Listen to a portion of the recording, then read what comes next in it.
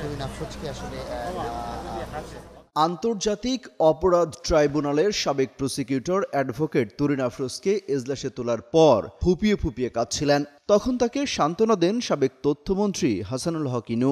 বুধবার ঢাকার metropolitan magistrate আদালতে নারী পুলিশ সদস্যদের সহযোগিতায় আন্তর্জাতিক অপরাধ ট্রাইব্যুনালের সাবেক প্রসিকিউটর অ্যাডভোকেট তুহিন আফরোজকে কাঠগড়ায় তোলা হয়।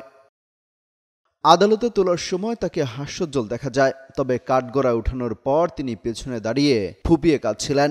তখন সাবেক তথ্যমন্ত্রী হাসানুল হক ইনু, সাবেক আইজিপি শহীদুল হক ও নিষিদ্ধ সংগঠন ছাত্রলীগের নেতা তানভীর হাসান সৈকত তাকে সান্ত্বনা দেন। ওয়ালটন আবারও মিলিনিয়ার অফারে ওয়ালটন ফ্রিজ কিনে আপনিও হয়ে যেতে পারেন মিলিয়নিয়ার। মিলিনিয়ার ছড়াছড়ি দেশ জুড়ে, এটা শুধু ওয়ালটনই পারে। এদিন সকাল ৯:৫৫ তাকে আদালতে তোলা হয়। এ সময় হেলমেট ও বুলেট প্রুফ জ্যাকেট পরানো ছিল। পরে তাকে গ্রেফতার দেখানোর শুনানি শুরু হয়। তখন তার আইনজীবী বিচারকের উদ্দেশ্যে বলেন, তুহিন আফরোজকে নির্যাতন করা হয়েছে, তিনি কিছু বলতে চান। পরে বিচারকের অনুমতি নিয়ে তিনি বলেন, আমি আইনের প্রতি শ্রদ্ধাশীল, আমি ন্যায় বিচার চাই। কোনো কালে আমার রাজনৈতিক পদপদবি ছিল না, আমি শুধুমাত্র পেশাগত দায়িত্ব পালন করেছি।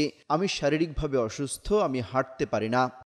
আদালত থেকে পরে পুলিশ পাহারায় তাকে হাজতখানায় নেওয়া হয়। এ সময় তাকে হাস্যোজ্জ্বল দেখা যায়, তবে কোনো কথা বলেননি তিনি। এর আগে গত ৭ এপ্রিল রাতে উত্তরায় একটি বাসায় অভিযান চালিয়ে তুহিন আফরোজকে গ্রেফতার করা হয়। অমিত হাসান রবিন, যুগান্তর নিউজ।